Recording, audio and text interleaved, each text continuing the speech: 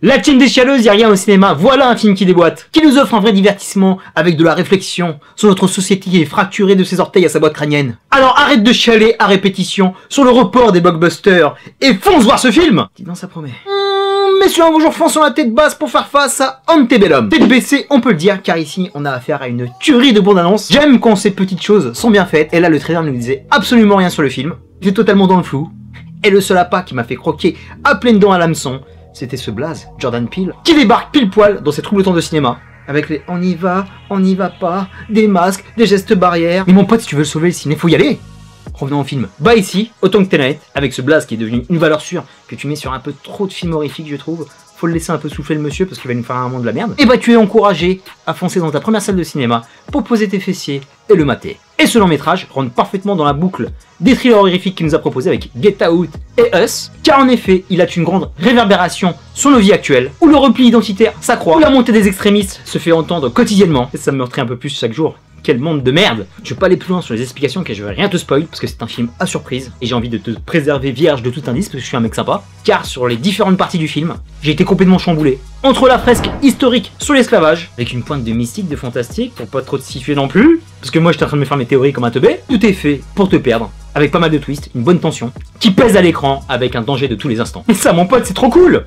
C'est beau, comme cette co-réalisation de deux mecs que je ne connaissais pas, mais on va quand même dire leur blase. Gérard Malone et Christopher Rains nous donnent une réalisation léchée, presque parfaite parce que j'ai un petit bémol. On ouvre le film par un magnifique plan séquence, accompagné d'une superbe bande-son qui va te cueillir à froid, sans échauffement, que dalle. Quelle ambiance malsaine des plus putrides. Et j'ai senti que la balade allait être âpre, violente et surtout débectante parce que moi j'en pouvais plus. J'ai lâché plein de noms d'oiseaux dans la salle, parce que je pense que le récit a un peu trop fonctionné sur moi, car bande de bâtards de fap, j'en ai marre de vos gueules, j'en ai marre du racisme.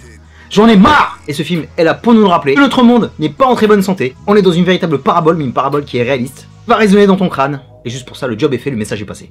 Restons sur les images, au-delà de mes insultes, j'ai vraiment kiffé tout le reste. Techniquement c'est très bon, on a un super bon tempo, l'acting est impeccable, on s'attache rapidement au personnage, la principale, comme ça en arrière-plan, comme les gros bâtards qui jouent très bien parce qu'ils sont ingerbés, et tu es transporté par le message qui va au-delà de la couleur de peau. C'est une bataille idéologique contre toutes les discriminations, envers les minorités, envers les femmes, envers la diversité. C'est simple, efficace, et ça évite la redondance, parce que c'est vrai qu'on en a eu beaucoup ces dernières années. Et là ça va bien au-delà parce que c'est un combat pour tous. Un petit bémol, et ce bémol est vraiment personnel parce que peut-être que tu vas le ressentir différemment, c'est vraiment ma personne, c'était vraiment le mood que j'avais ce matin-là quand j'ai vu le film. Je trouve que ça manquait de violence de face. Surtout sur la première partie. Pourquoi j'étais comme ça ce matin, je peux pas l'expliquer, peut-être que j'étais un peu plus stressé que d'habitude, peut-être que j'en ai vu trop, pourtant j'étais vraiment écœuré de ce que vous avez donné 12 Years a Slave, je pouvais plus regarder l'écran normalement, et bah là je me suis dit qu'ils sont pas allés assez loin, bien que c'est parfaitement suggéré, ça te fout quand même les boules, c'est bien emmené, mais manquer une petite pincée de sang, alors que franchement je suis pas un mec violent quoi. Je sais pas ce que j'ai. Calme-toi rebeu. Et par contre c'est rattrapé par ce final qui est percutant, qui est galvanisant, ultra symbolique par rapport à l'histoire de l'Amérique. Et ça va vraiment interprété par son personnage principal qui est Janelle Monáe, jeune actrice timide qu'on a eu dans Moonlight et dans Les Figures de l'ombre. Première fois que je la vois dans un lead et franchement elle était vraiment canon, parfaite dans le discours, parfaite dans le charisme et très bonne cavalière, je n'en dis pas plus. Et franchement au niveau du casting c'est imperfect, tout le monde a été bien choisi. Et une que je kiffe, on la voit pas souvent, mais à chaque fois qu'elle passe sur un écran tu vois sa gueule parce que c'est une petite psychopathe qui fait bien peur. Jenna Malone, qu'on avait vu dans le complètement fucked up Neon Demon. Et dans une saga que j'ai complètement oubliée mais je me rappelle d'elle dans Hunger Games, pour te dire que cette meuf a un niveau de dingue, et là elle a encore assuré. Elle est parfaite dans son rôle de petite garce que tu as envie d'étriper, mais si elle t'attrape avant, c'est elle qui te défonce. Bravo Jenna.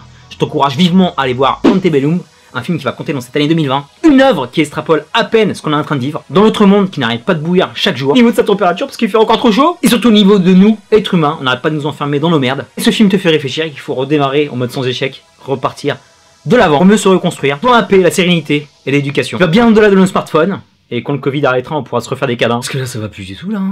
Bref, un film coup de poing, magnifiquement soigné au niveau de son image, bien orchestré, qui sort des sentiers battus au niveau de sa narration, qui te fera passer un bon moment de réflexion et de recueillement, parce qu'encore une fois, qu'est-ce que c'est ça, le bordel, mais aussi un superbe moment, parce que c'est un très bon spectacle, où je pense tu vas t'éclater. Terminus pour Antebellum, je te dis à très bientôt pour de prochaines vidéos, d'ici là, porte-toi bien, merci pour tes likes, tes partages, tes commentaires. Est-ce que tu comptes voir Antebellum? Mets-moi un commentaire si tu l'as vu, mets-moi un commentaire si tu comptes le voir.